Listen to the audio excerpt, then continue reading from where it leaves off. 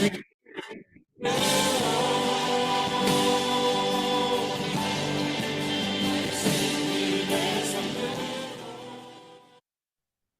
30일 고난주간 첫 번째 7.14 특세를 드리도록 하겠습니다. 우리 같이 기도하심으로 주님의 고난에 동참하는 하나님의 종들이 되길 소망합니다.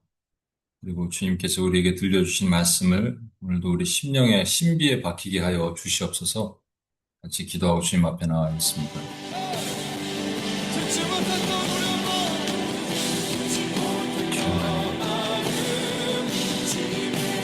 이런 말씀을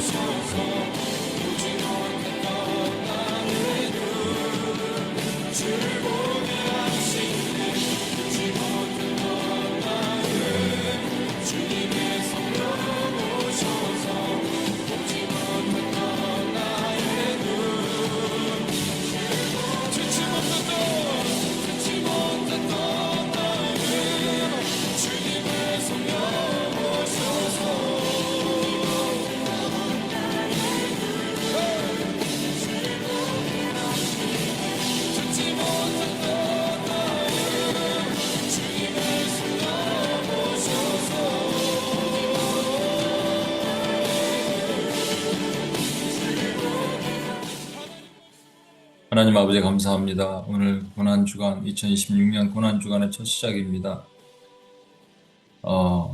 어제는 종료 주일이었습니다. 오늘 주님의 고난에 동참하는 마음으로 하나님 참여하는 종들의 마음을 열어주시고 우리가 주님의 고난에 우리 마음을 다해 함께 할 수 있는 시간이 되게 도와주옵소서. 우리 구원하신 예수님의 이름으로 기도합니다. 아멘. 예,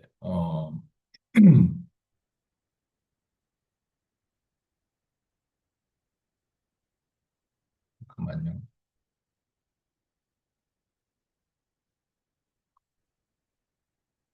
예, 오늘 말씀은 마태복음 26장 57에서 68입니다. 마태복음 26장 57에서 68. 보리라 하시는 것을 보리라, 보리라 하시는 것을 보리라 하는 주제로, 보라, 보리라 하시는 것을 보라, 보리라 하시는 것을 보라라는 주제로 말씀을 나누겠습니다. 마태복음 26장 57에서 68입니다. 예수를 잡은 자들이 그를 끌고 대제사장 가야바에게로 가니 거기 서기관과 장로들이 모여 있더라. 베드로가 일찍이 예수를 따라 대제사장의 집들에까지 가서 그 결말을 보려고 안에 들어가 하인들과 함께 앉아 있더라. 대제사장들과 온 공회가 예수를 죽이려고 그를 칠 거짓 증거를 찾음에 거짓 증인이 많이 왔으나 얻지 못하더니 후에 두 사람이 와서 이르되 이 사람의 말이 내가 하나님의 성전을 헐고 사흘 동안에 지을 수 있다 하더라 하니 대제사장이 일어나서 예수께 묻되 아무 대답도 없느냐 이 사람들이 너를 치는 증거가 어떠하냐 하되 예수께서 침묵하시거늘 대제사장이 이르되 내가 너로 살아계신 하나님께 맹세하게 하노니 내가 하나님의 아들 그리스도인지 우리에게 말하라. 예수께서 이르시되 내가 말하였느니라. 그러나 내가 너에게 이르노니 이후에 인자가 권능의 우편에 앉아 있는 것과 하늘 구름을 타고 오는 것을 너희가 보리라 하시니 이에 대제사장이 자기 옷을 찢으며 이르되 그가 신성모독하는 말을 하였으니 어찌 더 증인을 요구하리요. 보라, 너희가 지금 이 신성모독하는 말을 들었도다. 너희 생각은 어떠하냐? 대답하여 이르되 그는 사형에 해당하니라 하고 이에 예수의 얼굴에 침 뱉으며 주먹으로 치고 어떤 사람은 손바닥으로 때리며 이르되 그리스도야 우리에게 선지자 노릇을 하라. 너를 친 자가 누구냐 하더라.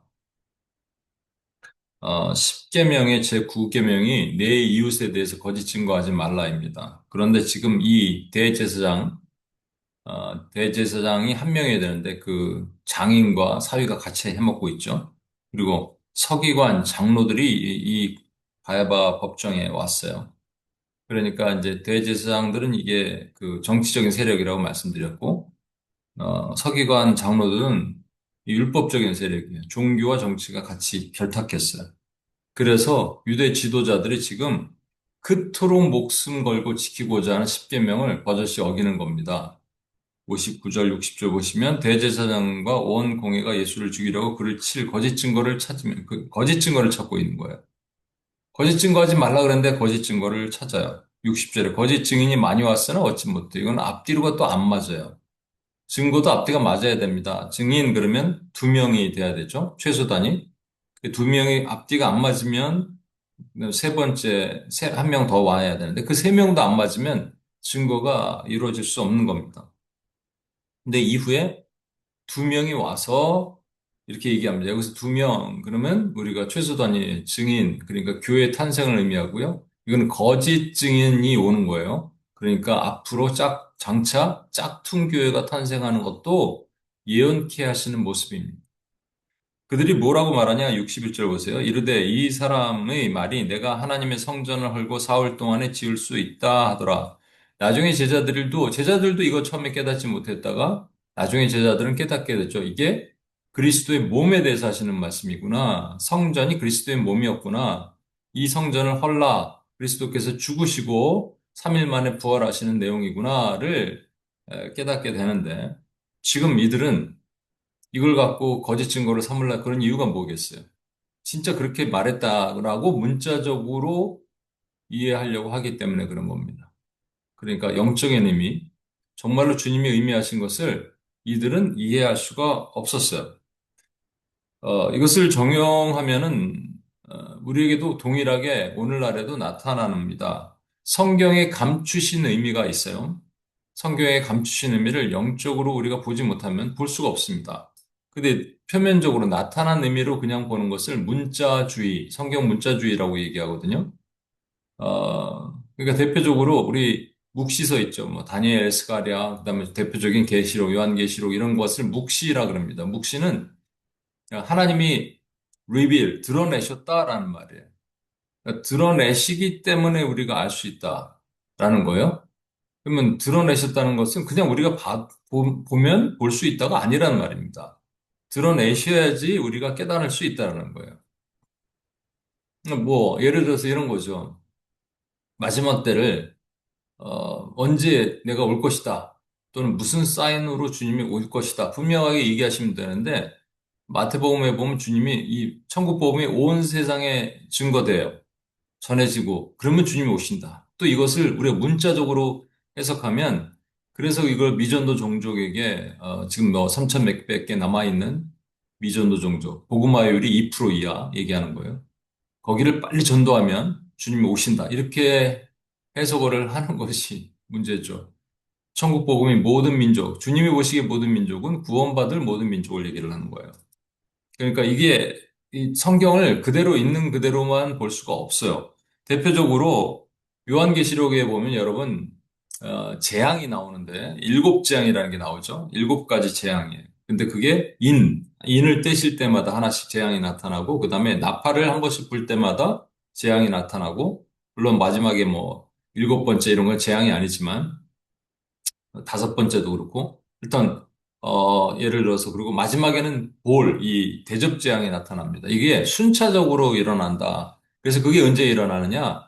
마지막에 7년 환란이 곧 일어나는데, 이제 주님이 오시기 전에 7년 동안, 그때 순차적으로 일어난다라는 거예요. 그래서 인의 재앙 보시면 이게 말이 네 마리 등장하죠. 처음에 첫 번째, 두 번째, 세 번째, 네 번째. 검은 말, 뭐 붉은 말, 그다음에 청황색 말, 그리고 흰 말 이렇게 나타납니다. 이게 이제 검은 말은 기근이라는 거고, 제일 먼저 붉은 말이죠. 붉은 말이 전쟁이고, 그다음에 기근이고, 마지막에 온역, 이렇게, 장차 나타난다는 거예요. 그리고 이제 흰 말을 어떻게 보냐에 따라서 뭐 왔다 갔다 하는데, 흰 말은 통상적으로, 예수 그리스도로 봅니다. 왜냐하면 적그리스도가 등장하는 타임이 아직 등장하면 안 되거든요. 뒤에 이제 나팔제왕 때 등장해야 되니까, 요거는 이제 그리스도다. 이렇게 또 해석을 하는 거예요. 그리고 뒤에 보면은 뭐, 그 유프라데 강에 큰 전쟁이 있다. 그것도 문자적으로 해석해서 유프라데 강의 전쟁 2만만이라는 엄청난 약 2억 명의 군대를 가질 수 있는 나라는 뭐 중국, 러시아밖에 없다. 거기가 이제 이스라엘과 전쟁을 벌인다. 지금 뭐 전쟁들 하고 있으니까 이란 하고 있는데 지금 뭐 그러면은 유프라데 강의 전쟁입니까? 그다음에 그다음에 이제 우리가 보면은 나팔재앙이 있죠. 나팔재앙도 첫 번째부터 일곱 번째까지 중에 뭐 요 앞에 네 부분은 뭐 강력하게 일어나요. 그러니까 무슨 예를 들어서 음, 첫 번째는 피 섞인 우박이 하늘에서 떨어지고 두 번째는 하늘에서 불 붙는 큰 산이 예, 바다에 떨어집니다. 그리고 세 번째는 쓴쑥이라 그래요. 그 비러니스가 웜우드라 그러죠. 웜우드가 이렇게 강에 떨어지고 그래서 강을 써서 못 먹게 되고 네 번째는 해와 달과 별들이 타격을 받아요. 그리고 여섯 번째는 인류의 3분의 1이 죽임을 당합니다. 이게 이제 장차 일어날 일이에요. 그럼 이제 인류 3분의 1은 전쟁이 일어나서 죽으려면 뭐 핵전쟁 이런 게 가장 크겠죠. 아니면 뭐 하늘에서 해와 달과 별이 다 뭐 이렇게 뭐 유성들이 떨어지고 뭐 이런 전쟁들. 그리고 대접재앙은 이에 연결해서 나타납니다. 그래서 뭐 악성 종기가 짐승의 표를 받은 자들, 666의 표도 이것도 진짜 666의 표에 이마와 어디 여기에 베리칩 같은 거 받아야 돼요. 예. 이런 거 일어나고 또 피로 바다와 강물이 피로 변하고 그리고 아마겟돈 전쟁이라는 것이 이제 일어나고 그거 지나면 진짜 주님이 이제 오십니다. 이렇게 보는 거예요. 제가 여러 번도 말씀드렸지만 이는 7년간 일어날 환란도 아니고 또 가장 마지막에 일어난 아마겟돈 전쟁은요. 여러분 하알 무기또에 있는 산입니다. 그 갈멜산의 전쟁을 얘기를 하는 거예요. 이 전쟁은 엘리야 한 명이 850대 1의 전쟁을 벌이는 것이고요. 이 전쟁은 지금도 계속되고 있는 강력한 미혹의 전쟁입니다. 아마겟돈 전쟁은 미혹이라고 얘기하고 복과 마구의 전쟁은 박해예요. 교회가 이 두 가지는 2000년 역사 가운데 계속 받아왔지만 어찌 보면 맞아요. 지금처럼 강력한 적이 없었어요. 지금처럼 교회가 이미 배교가 일어나고 있는 엄청난 배교가 일어납니다. 우리가 잘 몰라서 그렇지. 인본주의자들이 얼마나 많은지 모르고요. 인본주의를 버젓이 가르치고 그런 세력들은 또 돈도 많아. 자기들끼리 규합합니다. 여러분, 이런 일들이 지금 일어나고 있어요, 여러분. 아, 교회 밖에는 뭐 이미 소돔과 고모라가 되어가고 있고요. 교회 안에가 문제잖아요. 이미 그렇게 돼 가고 있는데 이거는 앞으로 일어날 일에 대한 저 얘기지. 7년 환란은 뭐 이미 지나간 뭐 이런 또는 지금 있는 내용은 아니야라고 얘기를 하면 우리에게 적용될 것이 없어요. 이게 왜 그러냐? 문자 그대로 보는 거예요. 문자를 문자 그대로. 그래서 문자주의라고 얘기하죠. 어, 성경은 하나님의 영이시기 때문에 영의 눈으로 봐야지 되는 것들이 많습니다. 문자로 볼 것은 딱 하나예요.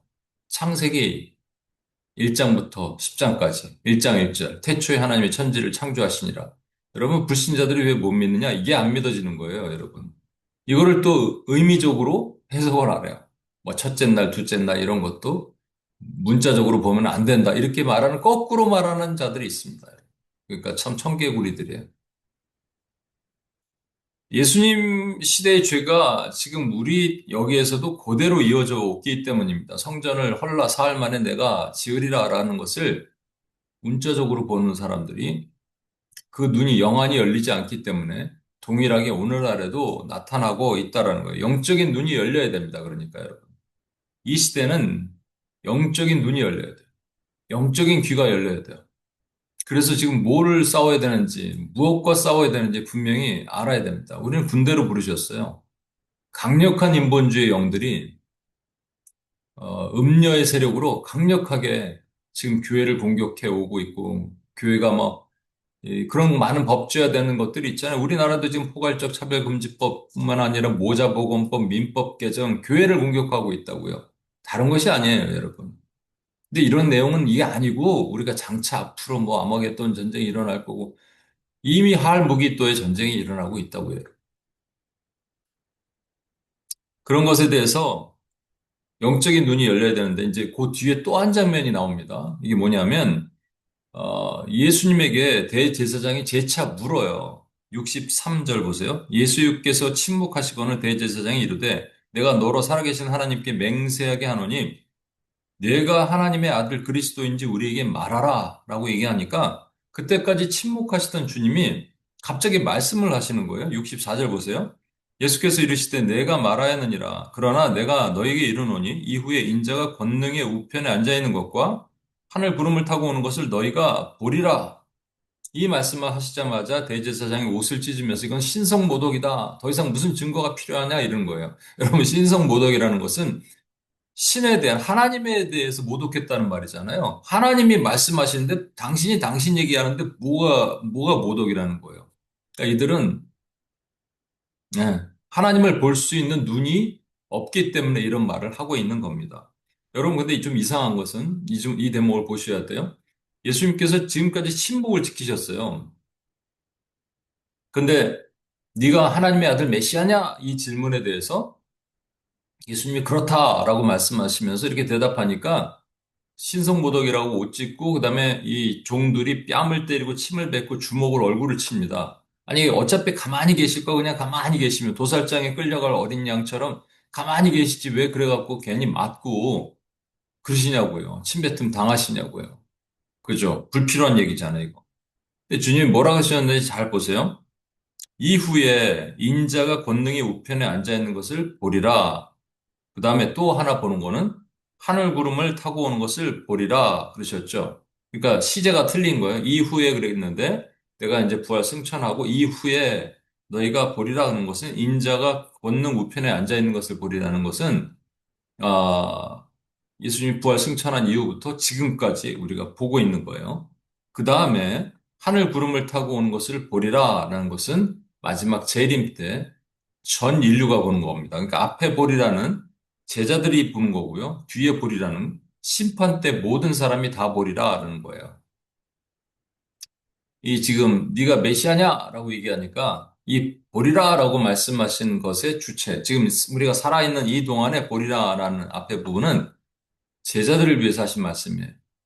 대제사장 들으라고 하신 말씀이 아니란 말입니다. 그래서 괜히 뺨도 맞고 침도 뱉고 배침당하고 그다음에 주먹으로 치임을 당했습니다. 여러분 이것을 이제 또 잘 보세요. 두 번째부터 볼게요. 하늘 구름을 타고 오는 것을 보리라. 이것을 문자적으로 해석을 하는 겸면 어떻게 되냐면 우리 주님이 손오공이 되는 거예요. 구름 타고 오셔야 돼. 근두운 타고 쫙 내려오십니다. 아마 그 무슨 뭐 그 선녀들 타고 이렇게 내려오는 당분이 성녀들 타고 오듯이 선녀들과 함께 구름 타고 오듯이 막 구름 쫙 타고 손오공이 타고 오듯이 주님이 구름 타고 오시는 것이 돼야 돼요. 그래서 아까 말씀드렸죠? 문자주의는 아닙니다. 문자적으로 해석을 하면 안 되는 거예요. 그리고 하늘에서 내려오니까 여러분 하늘에서 쫙 밑에서 내려옵니다. 그러면 어떤 문제가 있냐면요, 여러분 주님이 오실 때 어디로 오십니까? 일단 내려오신대잖아요. 구름 타고 내려오시면 어디로 오시냐? 그래서 또 이것을 감람산으로 오신다. 스가랴서에 있는 말씀을 또 왜곡해서 해석하면 감람산으로 주님이 내려오신다. 그러면 우리는 어떻게 보나요, 여러분? 여기 우리는 한국에 사는 사람들은 그 뉴스로 유튜브로 생중계하는 사람은 가까이서 보고 그러지 않고 우리 유튜브를 봐야 되겠네요. 그렇죠? 실시간 유튜브. 주님이 내려오십니다. 하늘에 구름을 타고 그러니까 막 다들 깨서 그때부터 유튜브 봐야 됩니까? 그래서 유튜브를 준비해 놓으셨을까요? 그러니까 하늘에서 내려오신다잖아요. 이건 말이 안 되는 내용이에요, 여러분. 첫 번째, 여러분, 구름이라고 말하는 것은 하나님이 시내산에서 강림하실 때 빽빽한 구름 가운데 계셨습니다. 왜 구름으로? 구름을 하나님의 임재를 뜻하는 상징이에요. 그 당시에는 이제 시내산에서 사람들이 자꾸 하나님 얼굴 보고 싶으니까 구름으로 가리신 거예요. 마지막에는 가리지 않고 타고 오신다는 거예요. 그리스도의 얼굴을 우리가 볼 수 있다라는 말입니다. 그 임재와 함께. 근데 어디로 오시냐는 거예요.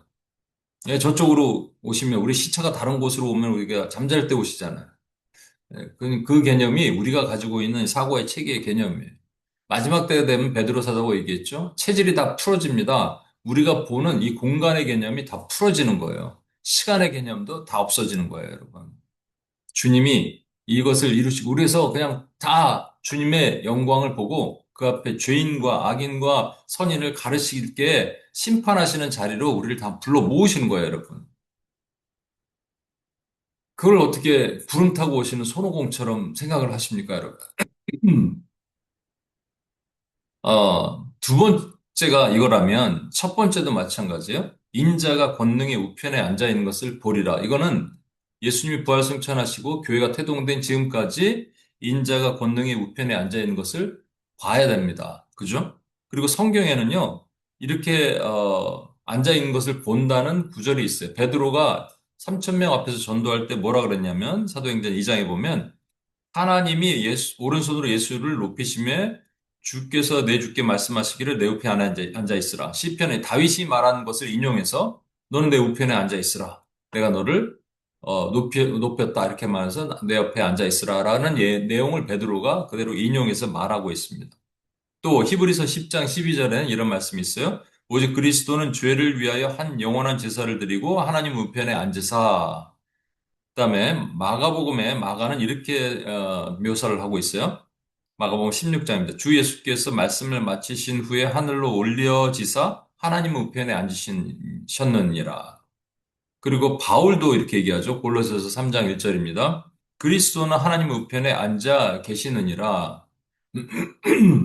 여기서 성경 저자들이 전부 이렇게 그리스도께서 하나님 우편에 앉아 계시다라고 묘사를 한 것은 주님이 내가 우편에 앉아 있을 거라. 그리고 시편의 예언이 그렇게 되어 있는 것을 설명하고 묘사한 것이지 직접 본 적은 없잖아요. 근데 보리라 그랬잖아요. 보리라. 그럼 본 사람 있어야 되잖아요. 본 사람이 있습니다. 죄송합니다. 사도행전에 보면, 사도행전 7장 55, 56에 보면, 스데반이 돌 맞아 죽을 때, 갑자기 돌 맞기 전에 이 말 안 했으면 아마 돌 안 맞았을 수도 있어요. 이 말을 하니까 갑자기 사람들이 광번하면서 돌로 맞아 죽이려고 그럽니다. 뭐냐면, 인자가 하나님 우편에 서신 것을 내가 보노라! 이렇게 얘기했어요. 그러니까 하나님 우편에 앉아 계셔야 되는데 서 계셔요. 이거 좀 차이가 있죠? 그래서 돌 맞아 죽을 때 주님이 뻘떡 일어나셨다라고 뭐 해석을 하는 해석들이 있습니다. 어, 그럼 스테반 외에는 여러분 하나님 우편에 주님이 앉아 계신 거 본 적 있어요? 저도 없어요. 그럼 이건 특별한 사람, 순교자들만 볼 수 있나요? 그건 아니잖아요. 보리라 그러셨잖아요, 지금. 그리고 이거 우리에게 적용이 돼야 되잖아요. 나중에 보리라. 주님이 구름 타고 오시는 것은 주님 재림 때 모두가 보게 될 거예요. 근데 지금 인자가 하나님 우편에 앉아 있는 것을 보리라 그러셨잖아요. 그럼 봐야 되잖아요. 어떻게 보나요? 여러분, 주님이 이 땅에서 하신 사역은 메시아 그리고 어린 양으로서 죽기 위해서 오셨어요. 그죠? 그래서 죽으셨어요. 우리를 살려주셨어요. 구속주로. 그런데 그 이후에 히브리서의 말씀에 의하면 영원한 중보자가 되셔서 새로운 직임을 받습니다. 중보자의 직임. 그게 모세가 한 직임이에요. 모세가 왜 온 지면에 그의 온유함이 승하다, 가장 온유한 사람이다 말했냐면 이스라엘 백성들이 말 한 번 들은 적이 없어요. 그렇게 하나님께서 홍해 갈라주시고 노예에서 구원해 주시고 했는데 조금 지나면 목마르다, 조금 지나면 배고프다, 조금 지나면 고기 먹고 싶다, 뭐 이렇게 계속 원망했거든요. 심지어는 황금 송아지 갖다 놓고 이게 우리를 구원한 하나님이다 이랬습니다. 그러니까 하나님이 모세에게 야, 싹 쓸어버리고 너랑 나랑 새 민족을 만들자. 이게 하나님의 마음이에요, 사실. 공의의 마음은 이게 맞아요. 그런데 왜 하나님이 사랑의 마음으로 바꾸셨느냐? 모세가 엎드리는 거예요. 하나님 한 번만 살려주십시오. 이 백성을 위해서 저를 생명책에서 제하십시오. 이 백성 살려주십시오. 이렇게 얘기하는 거예요. 미리암이 모세의 권위에 도전하니까 문둥병이 생깁니다. 그때 모세가 엎드려요. 하나님 살려주십시오. 그러니까 7일 만에 돌아오게 됩니다. 여러분, 이 모세의 모습이 누구의 모습이라고요? 지금도 하나님 우편에서 뭐 하시냐면 그냥 앉아 계신 게 아니에요. 중보하시는 우리 주 예수 그리스도의 모습이란 말이에요. 심지어는요, 우리가 고난받을 때, 핍박을 받을 때 주님 뻘떡 자리에서 일어나십니다. 스테반에서 보셨잖아요. 그거 하시는 분이라고요. 여러분, 그분이 우리를 위해서 중보하고 계십니다. 여러분이 어떻게 멀쩡할까요? 제가 어떻게 멀쩡할까요? 공의 하나님은 하나님께는 우리 두드려 맞아야 돼요. 여러분과 제가 죄를 짓고요. 회개도 제대로 안 하고, 기도도 제대로 안 하고, 말씀과 기도로 거룩해지는 생활을 제대로 못 한다면, 하나님 큰 벌을 받아야 돼요, 여러분. 정상이에요, 이게. 이게 하나님이 사랑하신다는 증거이기 때문에. 근데 어떻게 벌 안 받고 그래도 이렇게 버티고 있을까요, 여러분? 하나님 내어버려 두셨을까요? 우리 하나님의 자녀 아니네요, 그러면. 아니에요, 여러분. 누군가 중보하고 계시기 때문에 그런 거예요. 그분이 하나님 우편에 앉으셔서 우리를 위해 중보하는 것을 우리가 보는 거예요. 그리스도 때문에 우리가 살았구나. 오늘도 하나님의 은혜로 그리스도께서 중보하시니까. 그래서 우리가 예수님의 이름으로 기도합니다는 거예요. 예수님이 중보해 주옵소서. 그 이름으로 기도합니다. 아니면 우리 다 죽어요, 여러분. 뭐 오늘도 차 타고 가다 교통사고 당하고요. 예. 뭐 질병, 암에 걸리고요. 우린 다 그럴 수밖에 없어요. 그냥 하나님은 그렇게 하실 하나님 속성 중에 공의가 있기 때문에 그렇게 하실 수밖에 없어요. 근데 하나님의 사랑의 하나님을 우리 하나님이 벌하자 모세에게 말하셨는데 모세가 엎드리니까 하나님의 뜻을 돌이키사 이렇게 돼 있잖아요. 이거는 왔다 갔다 했다는 말이 아니에요, 여러분. 우리 주님이 지금도 그렇게 그러고 계시다고요. 그거를 보리라. 그러면 보는 사람은 어떤 사람이에요? 그 하나님을 보는 사람은 그 마음에 하나님의 마음을 보는 사람들. 지금도 오늘도 엎드려 기도하는 사람. 여기 714에 나와서 이 말을 듣고 여러분 기도하는 사람은 보는 거예요, 여러분. 보리라 하시는 것을 보라. 오늘 제목처럼. 고난주간입니다, 여러분.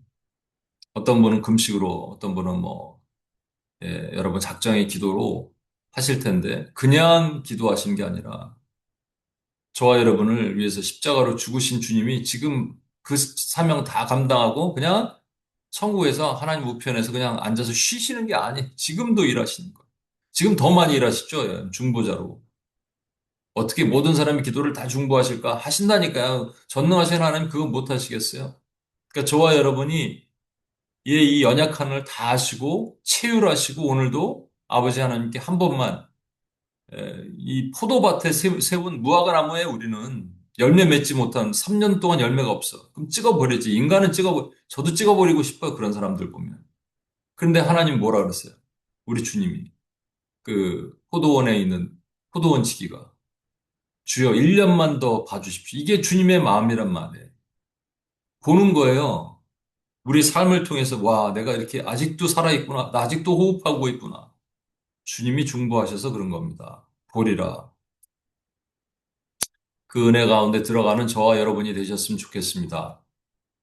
우리 이 시간 같이 한번 기도합니다. 하나님께서 여러분 지금도 그 고난 중간에 그 그리스도께서 우리를 위해서 죽으신 것도 대단한데 너무 위대한데 그것뿐만 아니라 우리를 위해서 지금도 중보하신 주님 앞에 엎드려 자복하고 우리 기도하고 주님 앞에 나갔으면 좋겠습니다. 주여 용서해 주옵소서. 보지 못했던 죄를 용서해 주옵소서. 그리고 오늘도 나를 위해서 일하시는 중보하시는 그 주님께 모든 영광 존귀 올려드립니다. 감사합니다. 같이 한번 기도합니다. 하나님,